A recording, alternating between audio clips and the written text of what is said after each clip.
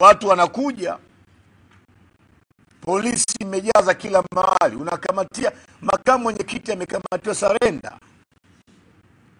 anapigwa, anaanguka chini, anazalishwa utu wake. Naibu katibu mkuu wetu bara, katibu mkuu amekamatiwa Faye kama alivyosema mwenyekiti wa kanda. Sasa hichi kinachofanyika, watu wa CCM na watu wa serikali, mnaweza mkafikiri mnashinda, ila uchungu na hasira mnaopandikiza ikija kulipuka, mtakuwa mahali pagumu sana katika nchi.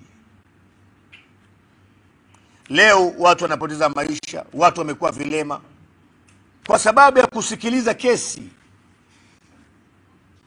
Sasa jiulize, kama kusikiliza kesi ni jambo ambalo linaweza likatoa uhai wa maisha ya mtu, uchaguzi wenyewe utakuwaje? Uchaguzi wenyewe utakuwaje? Sasa na Watanzania wanaonisikiliza, haya mambo yanatokea kwa ajili yenu. Mtasikia taarifa mtu kuuawa, mtasikia taarifa viongozi kuumizwa. Polisi wanafanya wanavyotaka.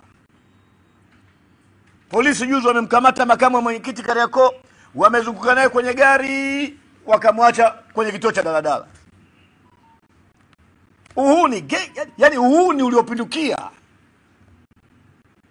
Sasa kuna tipping point, kuna kukinai kwamba I've got nothing to keep, sina cha kuhifadhi, sina cha kujivunia. Wananchi wakifika hapo, na siku moja watafika, hii nchi itakuwa mahali pagumu sana pa kuishi. Unatakaje kuwa rais ama unatakaje kuwa mbunge kwa kuumiza watu kwa kiwango hiki? Ikusaidie nini? Yani hata kama wewe unakuwa rais, unamiliki New York yote, unamiliki Paris yote, unamiliki Toronto yote, then what? Then what? Kwamba unataka kuwa mbunge kwa sababu watu wafe? Hii damu zinazomwagika nchi zitanena, na laana yake hiyo juu ya watoto wenu na vizazi vyenu. Na huo uchaguzi hamtauona. Hautauona huo uchaguzi. Hamwezi kuona uchaguzi kwa kuua watu. Na hata mkichaguliwa, hata mkiiba kura, mtaandama na laana. Sio nyie peke yenu mlio kwenye madaraka, na watoto na wajukuu zenu. Mnacheza na damu, mnaumiza watu, mnatesa watu, mnazalilisha watu, mnabambika watu kesi. Mnajisikia kupiga watu mnavyopiga.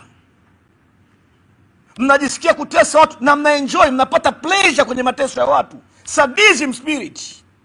Yani mnafurahi mnavyotesa watu, mnafurahi mnavyoumiza watu, mnafurahi mnavyokandamiza watu, mnafurahi mnavyoua watu. Mmeua wengi sana, na mnafikiri hakuna chochote kinaweza kufanyika. Mimi nawahakikishia kwamba damu huwa inanena, na mwisho wenu uko karibu sana. Maisha gani haya tunaishi haya?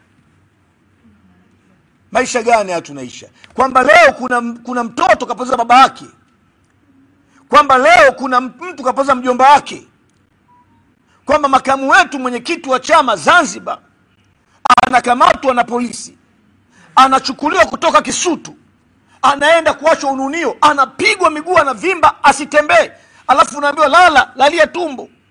Manake wamepigwa miguu, manake wasiweza hata kukro, manake pale walipowekwa kukikosekana msaada wanakufa hata na njaa, ama mvua inanyesha maji yanawakuta wanakufa.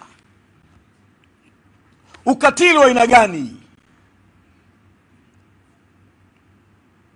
Watu watasema tumtake IGP ajiuzuru. Hii sio issue ya IGP, hii issue ya serikali nzima, Chama cha Mapinduzi. Rais ndio amiri jeshi mkuu wa nchi. Hii damu inayomwagika iko mikononi mwake. Inamuhusu. Hao watu wanaoteswa inamuhusu, na wasifikiri wako salama. Wasifikiri wako salama kwa mateso wanaopatia watu. Hawako salama hata kidogo. Hawezi kuwa salama kwa sababu hii dhambi wanaofanya, hii dhambi hii italipwa. Mungu aziakiwi, Mheshimiwa Rais, apandacho mtu ndicho atakachovuna. Usipovuna wewe, atavuna Abduli. Asipovuna Abduli, watavuna wajukuu zako kupitia Mchengerwa. Hii mambo gani ya ndugu zangu? Kwamba leo tuna wagonjwa viongozi wetu kwa sababu ya kwenda kwenye kesi ya mwenyekiti wetu wa chama. Watu wanakwenda kwenye kesi za majambazi. Hakuna mtu anayepigwa. Watu wanakwenda kwenye kesi ambako mtu kamchoma mtu moto. Hakuna mtu anayepigwa kirungu. Leo tunakwenda kwenye kesi ya kiongozi wa upinzani nchini, ambao kesi mabalozi wako pale. Mbona wakupiga virungu mabalozi?